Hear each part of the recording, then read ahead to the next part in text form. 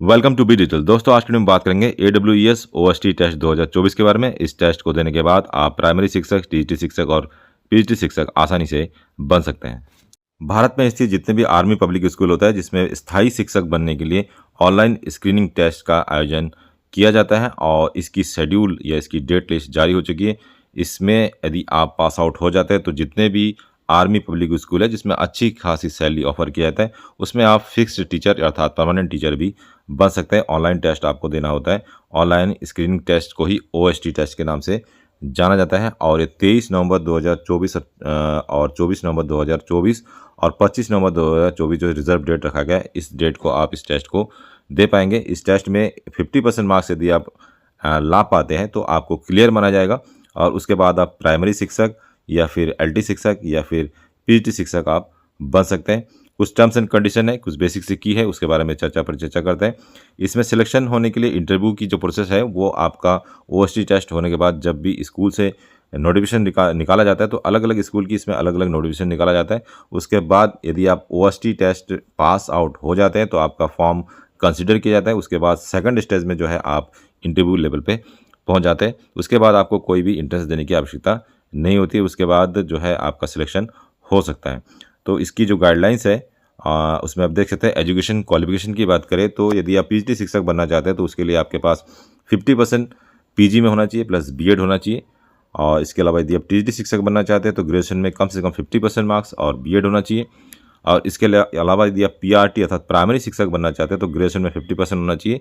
इसके अलावा B.Ed वाले भी इसमें भर सकते हैं, लेकिन B.Ed के साथ आपका ब्रिज कोर्स जो है 6 महीने वाला होना चाहिए, तब जाके आप इस टेस्ट के लिए एप्लीकेबल हो पाएंगे। प्लस DLED वाले भी इस टेस्ट में को दे के PRT शिक्षक बन सकते हैं। तो क्योंकि आर्मी पब्लिक स्कूल जो अलग अलग स्टेट में बहुत सारे होते हैं, कम से कम 5, 6, 10, 15 अलग अलग स्टेट के जो स्कोर कार्ड है उसके अनुसार आप इस टेस्ट में बैठ सकते हैं और आर्मी पब्लिक स्कूल से जो भी अलग अलग नोटिफिकेशन निकलता है उस फॉर्म को आप अप्लाई कर पाएंगे।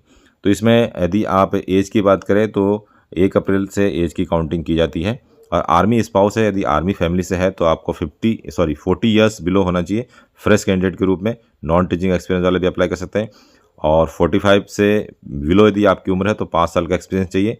और 50 एज है सिर्फ कम है तो 7 साल का एक्सपीरियंस। और 57 तक भी इस टेस्ट को दे सकते हैं, लेकिन 9 साल का एक्सपीरियंस चाहिए। ये आर्मी स्पाउस के लिए अर्थात जो पति पत्नी आर्मी में है उनके लिए। इसके अलावा फ्रेशर भी इस टेस्ट को दे सकते हैं। तो फ्रेशर के लिए जो है जो अदर कैटेगरी में आते हैं बिलो 40 यदि आप है तो फ्रेश कैंडिडेट के रूप में नो टीचिंग एक्सपीरियंस के रूप में भी आप इस टेस्ट को दे सकते हैं। और यदि आपकी उम्र 57 से कम है तो 5 साल का कम से कम आपके पास अनुभव होना चाहिए टीचिंग का। तो PGT के लिए आपको 11th और 12th में पढ़ाने का अनुभव होना चाहिए और TGT के लिए 9th 10th में पढ़ाने का अनुभव आपके पास होना चाहिए। डेट ऑफ कंडक्ट एग्ज़ाम का मैंने बता दिया कि 23 और 24 नवंबर 2024 को ऑर्गेनाइज किया जाएगा और इसका फॉर्म जो है 10 सितंबर से ही अप्लाई होना स्टार्ट हो चुका है। ऑनलाइन फॉर्म MCQ टाइप के क्वेश्चन उसमें आएंगे और इसका भी जो सिलेबस है जारी कर दिया गया है। एग्ज़ाम सेंटर की बात करें तो ऑल ओवर इंडिया में आपको हर स्टेट में 2, 3, 4 अकॉर्डिंग टू स्टेट आपको मिल जाएगा। जैसे उत्तराखंड की बात करें तो देहरादून में इसका एग्ज़ाम सेंटर रहने वाला है। और क्वेश्चन पेपर में जो है 200 क्वेश्चन इसमें पूछे जाते हैं और ऑन नेगेटिव मार्किंग जी होती है 1/4। और ये जो है कंप्यूटर बेस्ड ऑनलाइन एक टेस्ट ऑर्गेनाइज किया जाता है और इसका रिजल्ट भी दिसंबर में जारी हो जाएगा। टाइमलाइंस को देखें तो 10 सितंबर से फॉर्म अप्लाई स्टार्ट हो चुका है और 25 अक्टूबर तक फॉर्म अप्लाई किए जाएंगे और एडमिट कार्ड इसका 12 नवंबर 2024 को ही अवेलेबल हो पाएगा। एग्जामिनेशन डेट 23-24 को रखा गया और रिजर्व डेट 25 नवंबर को रखा गया है और रिजल्ट जो है फाइनल स्कोर कार्ड जो है 10 दिसंबर 2024 तक आ जाएगा। तो 1 अप्रैल 2025 से जो सत्र शुरू होगा स्कूलों में, आर्मी पब्लिक स्कूलों में, वहाँ पे जो फॉर्म आएंगे 1 अप्रैल के बाद या उससे पहले उस फॉर्म को आप अप्लाई कर सकते हैं। तो यदि आपके पास CTET नहीं है तब भी आप फॉर्म को अप्लाई कर सकते हैं, लेकिन यदि आप परमानेंट टीचर बनना चाहते हैं तो उसके बाद आपको CTET की आवश्यकता पड़ेगी। फिलहाल यदि आप इस एग्ज़ाम को देना चाहते हैं तो CTET की मैंडेटरी नहीं है। List of army public school all over India में कितने क्लस्टर है इसको देख सकते हैं। तो क्लस्टर का मतलब एक क्लस्टर में कई सारे स्कूल होते हैं। तो आप देख सकते हैं अलग अलग राज्यों में अलग अलग क्लस्टर यहाँ पे बनाया गया है। तो लगभग यहाँ पे आप देख सकते हैं पूरे ऑल ओवर इंडिया में 134 क्लस्टर है और एक क्लस्टर के नीचे कई सारे स्कूल आपको देखने को मिलते हैं। 139 से वो भी ऊपर है। और इसके अलावा सब्जेक्ट की बात करें तो यहाँ पे आप देख सकते हैं TGT, PGT और PRT में कौन कौन से हैं सब्जेक्ट है। तो लगभग PGT में हर सब्जेक्ट आपको मिल जाएगा, अकाउंटेंसी से लेके हिंदी, ज्योग्राफी, फाइन आर्ट्स और होम साइंस वगैरह बहुत सारे सब्जेक्ट आपको पीएचडी में मिल जाएंगे, मतलब मैक्सिमम सब्जेक्ट आपको पीएचडी में मिल जाएगा। और टीजीटी की बात करें तो computer science, English, Hindi, mathematics, physical education, Sanskrit, science और एचटी के सब्जेक्ट वाले इसमें टीजीटी के टीचर बन सकते हैं। और पीआरटी की बात करें तो फिजिकल एजुकेशन और पीआरटी में विदाउट फिजिकल एजुकेशन भी जो है इसमें शिक्षक बनने की क्षमता रख सकते हैं। और इसके अलावा एलिजिबिलिटी की बात करें तो यहाँ पे आप देख सकते हैं पीजीटी के लिए जो एलिजिबिलिटी रखा गया है इसमें 2 ईयर आपका पोस्ट ग्रेजुएशन अर्थात एमए या एमएससी होना चाहिए एटलीस्ट 50% मार्क्स के साथ, या फिर 55% मार्क्स के साथ आपका बीएड या एमएड होना चाहिए, एटलीस्ट 50% मार्क्स के साथ आपका मास्टर डिग्री होना चाहिए। तो 3 कंडीशन है, तीनों में से कोई भी कंडीशन यदि आपके पास है तो आप पीजीटी के लिए अप्लाई कर पाएंगे जब इसके फॉर्म्स रिलीज़ किए जाते हैं।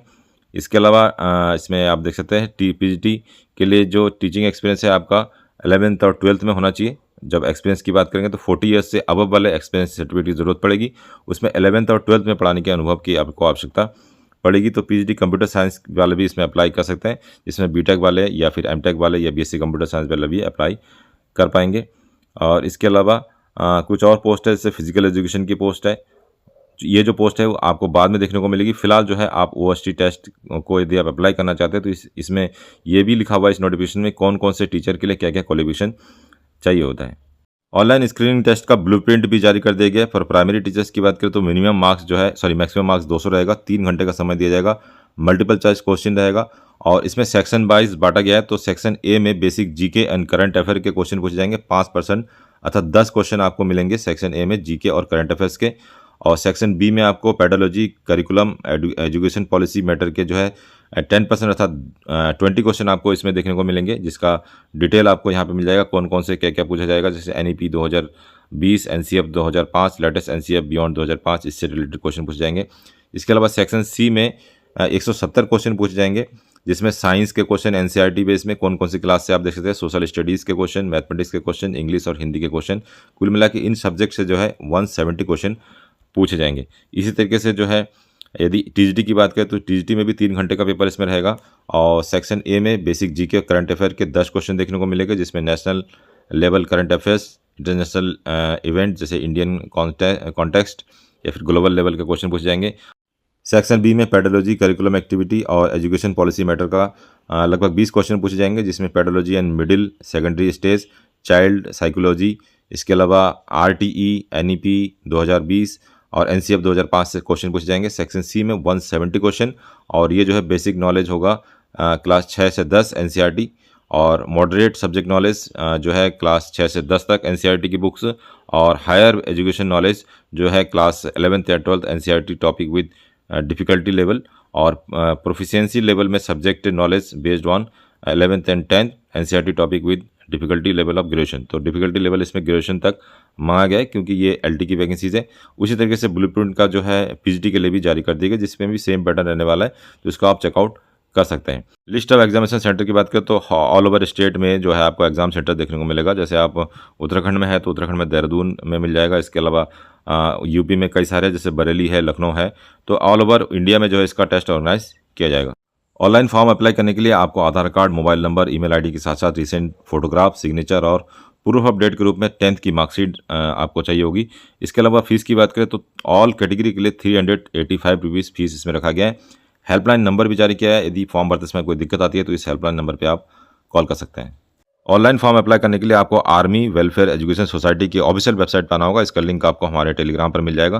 पेज को थोड़ा नीचे स्क्रॉल करेंगे तो आपको राइट हैंड साइड में online screening test for teachers 2024 और उसके नीचे आपको न्यू ऑप्शन के अंदर रजिस्ट्रेशन स्टार्ट डेट 10 सितंबर 2024 का एक लिंक दिखाई देगा। इस पर आपको क्लिक करना होगा। कुछ गाइडलाइंस आपके सामने इस तरीके से नजर आएंगी और आपको एक रजिस्टर हियर का एक ऑप्शन मिलेगा, उस पर आपको क्लिक करना होगा। सबसे पहले आपको रजिस्ट्रेशन करना होगा और रजिस्ट्रेशन करने के लिए आपके सामने कुछ इस तरीके का इंटरफेस आ जाएगा।